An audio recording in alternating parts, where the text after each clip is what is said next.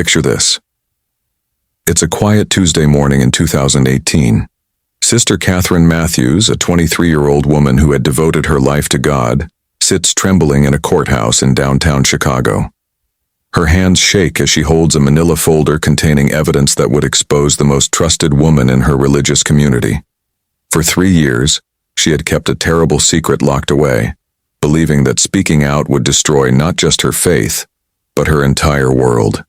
The woman she was about to accuse wasn't some stranger off the street.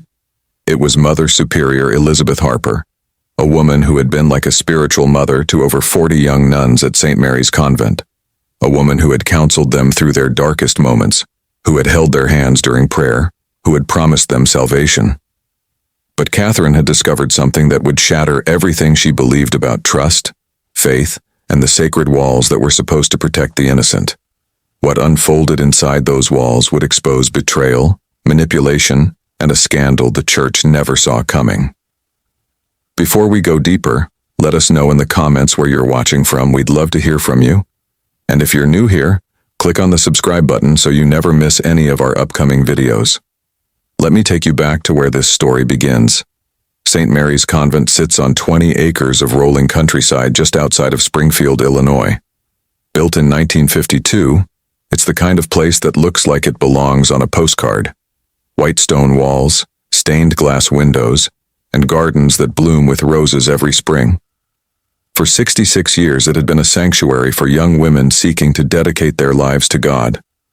The convent housed 42 sisters, ranging in age from 19 to 28, all of them having taken vows of poverty, chastity, and obedience. Leading them was Mother Superior Elizabeth Harper, a woman in her early 50s who had been with the convent for over 2 decades. To the outside world, Mother Elizabeth was the picture of holiness. She had graying hair that she kept neatly tucked beneath her habit, gentle brown eyes that seemed to radiate compassion, and a voice that could calm even the most troubled soul. The young nuns looked up to her not just as their spiritual leader, but as the mother many of them had left behind when they chose this life. She knew each of their birthdays, their favorite prayers, their deepest fears, and their greatest hopes. The sisters trusted her completely. They had to. When you take a vow of obedience, you surrender your will to those in authority over you. You believe that they have your best interests at heart, that they're guiding you closer to God. This trust, this complete surrender of personal autonomy, is what makes religious communities work. But it's also what makes them incredibly vulnerable when that trust is misplaced. The first sign that something wasn't right came in the fall of 2015. Sister Sarah Johnson, a 21-year-old from Ohio who had joined the convent just 6 months earlier, began to notice changes in how Mother Elizabeth interacted with certain sisters. Sarah had always been observant, maybe too observant for her own good. She noticed that Mother Elizabeth had started having what she called special spiritual direction sessions with about 6 of the younger nuns. These sessions always took place in the evening, after Compline, the final prayer service of the day. The chosen sisters would be called to Mother Elizabeth's private chambers, a spacious room on the 3rd floor of the main building that none of the other nuns were allowed to enter without explicit permission. Sarah found it odd because traditionally, spiritual direction happened during designated daytime hours in the chaplain's office, not in private bedrooms after dark. When Sarah asked Sister Maria Lopez, one of the sisters who attended these sessions, what they involved, Maria's response was troubling. Her usually bright demeanor shifted, and she looked away nervously. "Mother Elizabeth is helping me work through some personal struggles," Maria said quietly. "She says it's better if we keep our sessions private so other sisters don't feel excluded." But Sarah noticed that Maria seemed more anxious after these sessions, not more at peace. She had dark circles under her eyes, as if she wasn't sleeping well, and during morning prayers, Sarah caught her wiping away tears more than once. The pattern became clearer over the next few months. Mother Elizabeth would select young sisters who were either new to the convent or going through difficult personal transitions. Sister Rebecca, who was struggling with homesickness, Sister Jennifer, who was questioning whether she had truly been called to religious life, Sister Amanda, who had recently lost her father and was dealing with grief. These were women who were emotionally vulnerable, seeking guidance, needing someone to lean on. And Mother Elizabeth positioned herself as exactly that person. She would pull them aside after meals, place a gentle hand on their shoulder, and speak in hushed, concerned tones. "I can see you're struggling, dear," she would say. "Come see me tonight after prayers. We'll work through this together." The selected sisters began to form an unofficial inner circle. They sat together at meals, walked together in the gardens, and seemed to share secrets that the rest of the community wasn't privy to. But rather than appearing happier or more spiritually fulfilled, they seemed increasingly isolated and anxious. Other sisters began to notice the division this was creating in their community, but speaking against the Mother Superior wasn't something they could easily do. In religious life, questioning authority isn't just frowned upon, it's considered a spiritual failing. Sarah confided her concerns to her closest friend in the convent, Sister Christine Peters, a 25-year-old from Wisconsin who had been there for 3 years. Christine had noticed the same patterns but had been trying to convince herself that she was imagining things. "Maybe Mother Elizabeth is just trying new approaches to spiritual counseling," Christine suggested, though her voice lacked conviction. "Maybe these sisters really do need extra attention." But both women knew something felt wrong. The atmosphere in the convent had changed. Where there used to be joy and sisterly companionship, there was now tension and unspoken secrets. Then came the incident with Sister Maria's journal. Every nun kept a spiritual journal as part of their daily practice, recording prayers, reflections, and personal struggles. These journals were considered deeply private, sacred even. But one morning, Sarah walked into the library and found Mother Elizabeth reading what was clearly Maria's journal, identifiable by the distinctive blue leather cover and Maria's careful handwriting. When Mother Elizabeth noticed Sarah watching, she didn't seem embarrassed or apologetic. Instead, she calmly closed the journal and smiled. "I'm just helping Maria work through some spiritual challenges," she explained. "Sometimes we need to understand the full scope of someone's struggles to properly guide them." Sarah nodded and walked away, but her heart was racing. Reading another person's private spiritual journal without their explicit permission wasn't just a violation of privacy, it was a violation of the sacred trust that held their community together. That night, Sarah found herself lying awake, staring at the ceiling of her small cell. She thought about the changes she had witnessed over the past several months. The secret meetings, the anxious faces of the chosen sisters, the increasing isolation within their community, and now this breach of privacy that Mother Elizabeth had justified so easily. She tried to pray for guidance, tried to convince herself that she was making something out of nothing, but deep in her heart, she knew that something was terribly wrong. The woman they had all trusted to guide them spiritually, the woman they had given complete authority over their daily lives, was using that authority in ways that felt manipulative and harmful. But what could she do? Who could she tell? In the insular world of the convent, Mother Elizabeth wasn't just their spiritual leader. She was their only connection to the outside world. She controlled their mail, their phone calls, their visits with family. She decided who could leave the grounds and who couldn't. She determined their daily schedules, their work assignments, even what books they were allowed to read. Sarah realized with growing horror that they were completely dependent on someone who might not have their best interests at heart. And if she was wrong about her suspicions, if she spoke out against Mother Elizabeth unfairly, she could be expelled from the community and lose everything she had worked toward for the past 6 months. But if she was right, and she stayed silent, who knew how much worse things might get? The breaking point came on a cold February night in 2016. Sister Catherine Matthews, 21 years old and one of Mother Elizabeth's chosen ones, had been attending the evening sessions for nearly 4 months. What had started as spiritual guidance had gradually transformed into something that made her deeply uncomfortable, though she struggled to put her concerns into words. Mother Elizabeth had been slowly increasing physical contact during their sessions. It started with hand-holding during prayer, which seemed innocent enough. Then it progressed to longer embraces, with Mother Elizabeth explaining that physical comfort was part of spiritual healing.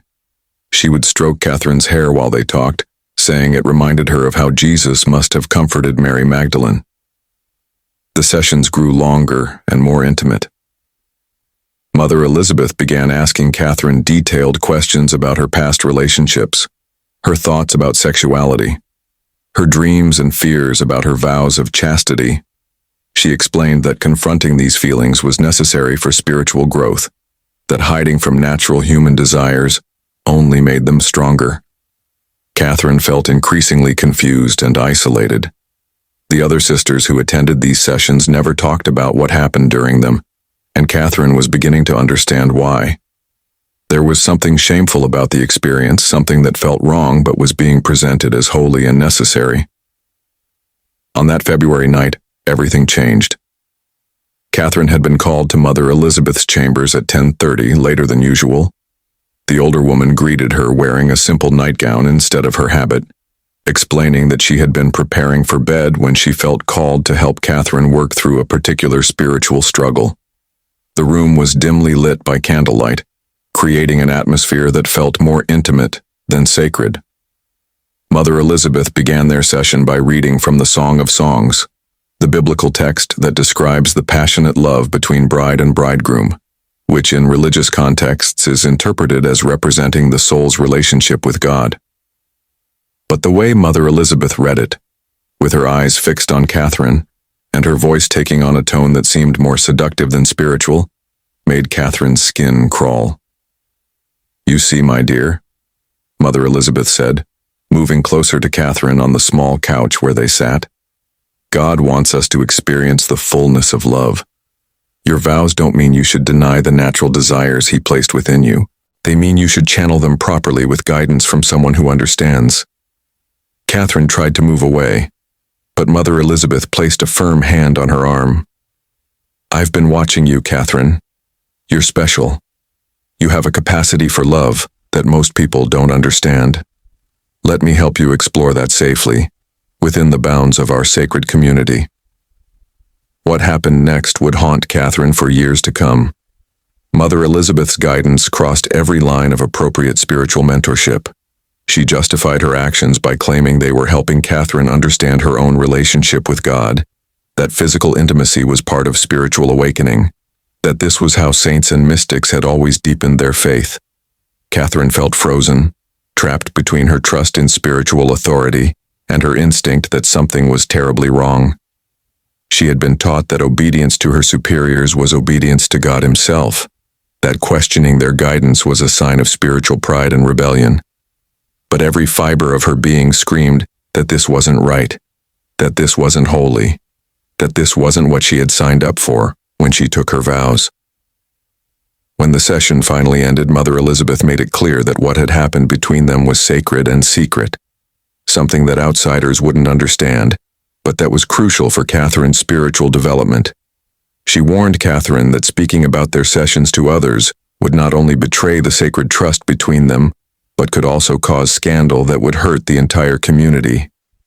Catherine stumbled back to her cell in a daze, feeling dirty and confused and terrifyingly alone. She knelt beside her narrow bed and tried to pray, but the words wouldn't come. Everything she thought she knew about her vocation, about trust, about the safety of religious life, had been shattered in the course of one evening. Over the following weeks, Catherine began to notice things she had missed before. The other sisters in the inner circle exhibited signs that now made perfect sense. Sister Maria's anxiety, Sister Rebecca's shame, Sister Jennifer's desperate attempts to leave the convent that were always blocked by Mother Elizabeth's insistence that she wasn't spiritually ready for the outside world yet. Catherine also began to realize that Mother Elizabeth had been methodically preparing her for that night for months. The increasing physical contact, the intimate questions, the emphasis on obedience and secrecy, the gradual normalization of inappropriate boundaries. It had all been leading to this moment, and Catherine had been too trusting, too naive, too convinced of Mother Elizabeth's holiness to recognize the manipulation for what it was. But the most terrifying realization was that she wasn't the first, and she probably wouldn't be the last.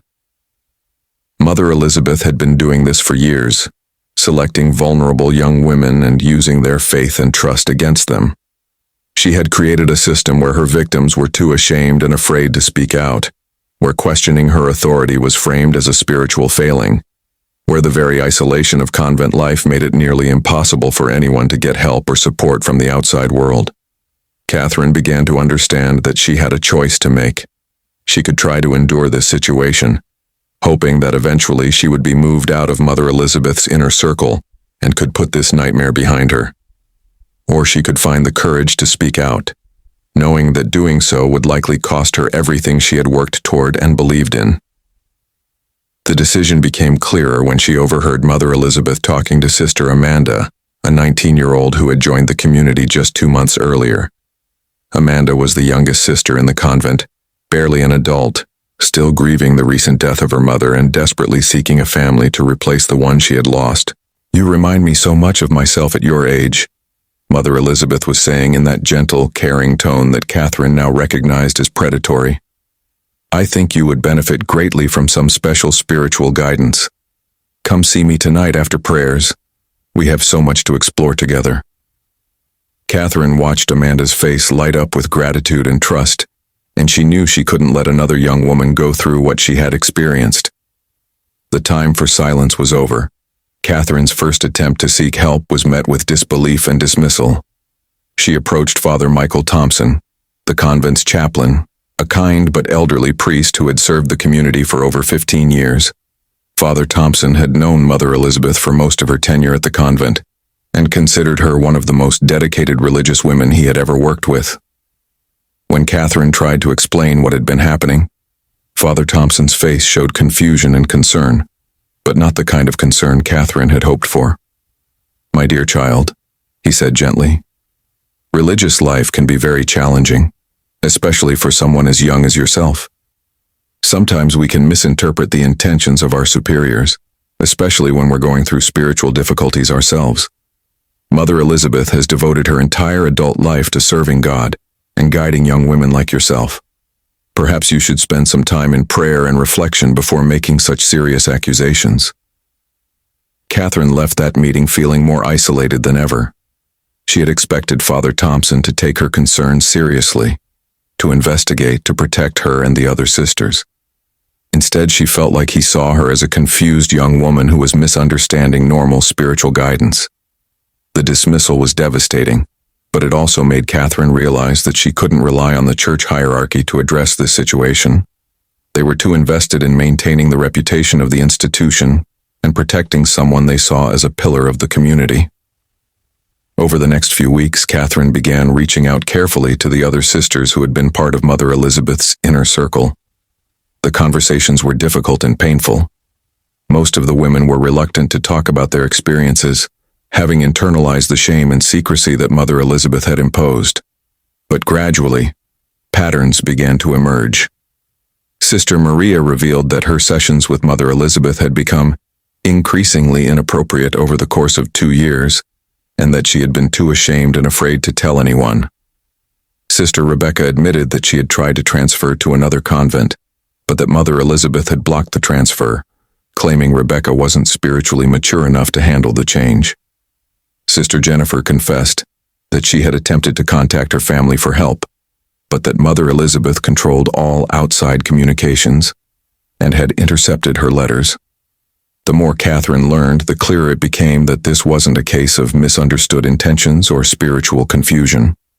Mother Elizabeth had created a systematic pattern of abuse, targeting the most vulnerable members of their community and using the structure of religious authority to silence and control them.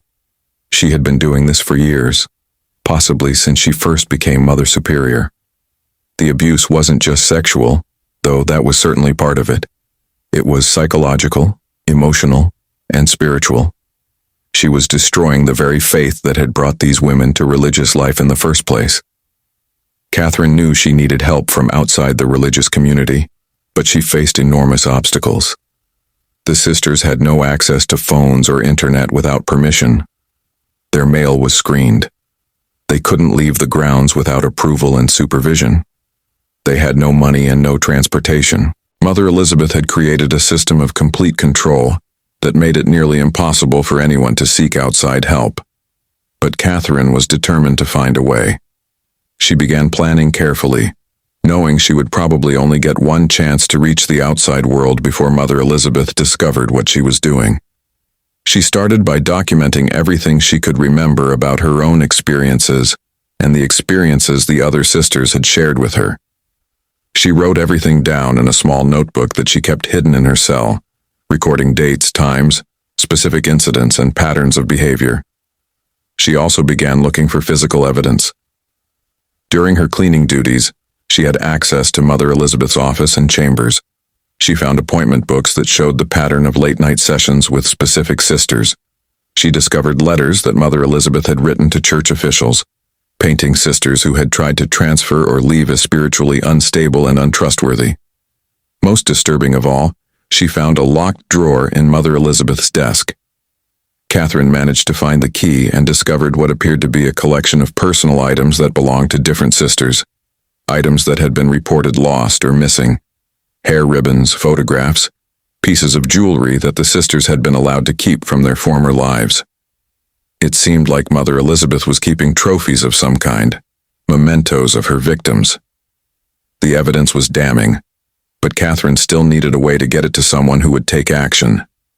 Her opportunity came during the annual retreat when outside speakers were brought in to lead spiritual conferences. One of the speakers was Sister Margaret Collins, a nun from the diocesan office who worked with religious communities throughout the state. Catherine managed to approach Sister Margaret privately during a break between conferences. "I need to speak with you about something very serious," Catherine said quietly.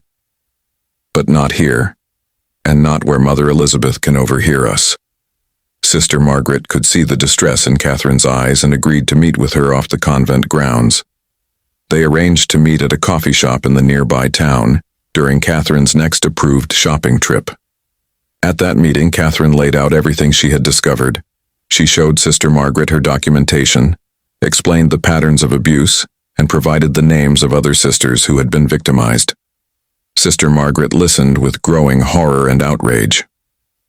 This wasn't the first time she had encountered abuse within religious communities, but the systematic nature of what Catherine described was particularly disturbing. Sister Margaret immediately contacted the diocesan office, and within days, a formal investigation was launched. Church officials arrived at the convent unannounced and began interviewing sisters individually. The interviews took place away from Mother Elizabeth's oversight, and for the first time the victims felt safe enough to tell their stories completely. The investigation revealed a pattern of abuse that stretched back nearly 10 years. Mother Elizabeth had been targeting vulnerable young nuns almost from the moment she became Mother Superior. She had used their trust, their isolation, and their religious obedience to create a system where she could abuse them with impunity. The investigation also revealed that there had been previous complaints about Mother Elizabeth's behavior, but they had been dismissed or covered up by officials who were more concerned with avoiding scandal than protecting victims. The church's initial response was to try to handle the situation internally. Mother Elizabeth was quietly removed from her position and transferred to a different location. The victims were offered counseling and the opportunity to transfer to other communities. But Catherine and several of the other sisters felt this response was inadequate. They wanted real accountability, not just a quiet shuffling of personnel that would allow Mother Elizabeth to potentially abuse others elsewhere. Against the advice of church officials, Catherine decided to contact law enforcement. She filed a formal complaint with the local police, providing them with all the documentation she had gathered and the testimonies of the other victims. The case was taken seriously by Detective Lisa Rodriguez, a seasoned investigator who specialized in cases involving abuse of authority. Detective Rodriguez understood the unique challenges of investigating abuse within religious communities, where victims often face enormous pressure to stay silent, and where institutions have a long history of protecting perpetrators over victim. The investigation took an unexpected turn when Detective Rodriguez obtained a warrant to search Mother Elizabeth's private chambers and discovered something that shocked even the experienced investigator. Hidden behind a false panel in the wall was the extensive collection of journals, photographs, and recordings that Mother Elizabeth had been keeping for over a decade. The journals contained detailed accounts of her interactions with dozens of young nuns, written in a clinical, calculating tone that revealed the true extent of her predatory behavior. She had been documenting her victims like specimens in an experiment, noting their vulnerabilities, recording their responses to different types of manipulation, and planning long-term strategies for maintaining control over them. The photographs were even more disturbing. They showed young nuns in various states of undress and distress, apparently taken without their knowledge or consent during the private sessions. Some of the photographs dated back to when Mother Elizabeth first became Mother Superior, proving that this behavior had been going on for much longer than anyone had realized. But the most shocking discovery was a series of audio recordings that Mother Elizabeth had been making of her sessions with the young nuns. The recordings captured not only the abuse itself but also Mother Elizabeth's calculated manipulation, the way she used religious language to justify her actions, and the desperate pleas of her victims. On one recording, a young sister could be heard crying and begging Mother Elizabeth to stop, while Mother Elizabeth calmly explained that the sister's distress was a normal part of spiritual growth, and that submitting to authority was the path to holiness. The recordings revealed that Mother Elizabeth had been operating with a level of premeditation and calculation that transformed this from a case of abuse of authority to something much more serious. She had been systematically documenting her crimes, possibly for her own gratification or as insurance against her victims if they ever tried to speak out against her. The discovery of this evidence led to additional charges and a deeper investigation that uncovered connections to other religious communities where Mother Elizabeth had previously served. It turned out that she had been transferred multiple times over the years, always after complaints about inappropriate behavior, but church officials had never conducted thorough investigations or taken serious action. The pattern of transfers and cover-ups had allowed Mother Elizabeth to abuse victims across multiple states over the course of 2 decades. The final twist came when investigators discovered that Mother Elizabeth had been in contact with other religious leaders who were engaging in similar behavior. The hidden recordings and journals contained references to a network of abusive religious authorities who shared information and techniques for controlling and manipulating their victims. This revelation transformed what appeared to be an isolated case of abuse into evidence of a much larger conspiracy within certain segments of the religious community. When confronted with this evidence, Mother Elizabeth finally admitted to her crimes but showed no remorse for her victims. In her final statement to investigators, she claimed that she had been helping young women explore their sexuality in a safe, controlled environment, and that her actions had been misunderstood by people who didn't understand the complexities of spiritual guidance. Her complete lack of empathy for the women she had harmed revealed the true depths of her narcissism and manipulation. Mother Elizabeth Harper was ultimately sentenced to 15 years in prison for multiple counts of sexual assault, abuse of authority, and exploitation of vulnerable adults. 6 other religious leaders connected to the network she had been part of were also arrested and prosecuted. The St. Mary's Convent was closed permanently, and the surviving sisters were transferred to other communities or chose to leave religious life entirely. Catherine Matthews, now 26 years old, has become an advocate for survivors of religious abuse and works with organizations that help victims navigate the complex challenges of reporting abuse within faith communities. She often speaks about the importance of trusting your instincts, even when authorities tell you to stay silent, and the courage it takes to speak truth to power. This case exposed the dark reality that predators can hide anywhere, even in places we consider most sacred and trustworthy. Even in institutions dedicated to serving God and protecting the vulnerable, there are those who will exploit trust and authority for their own purposes. The courage of Catherine and the other survivors not only brought justice in their own case, but potentially saved countless other young women from falling victim to this network of abuse. As you reflect on this story, ask yourself, How would you react if someone you trusted completely betrayed that trust in such a fundamental way? What would it take for you to find the courage to speak out against someone in authority, knowing that doing so might cost you everything you had worked for?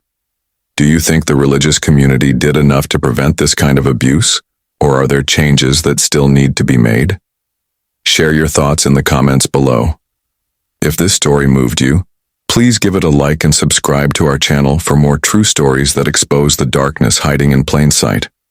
Remember, your voice and your support can make a difference for survivors who are still fighting for justice and healing.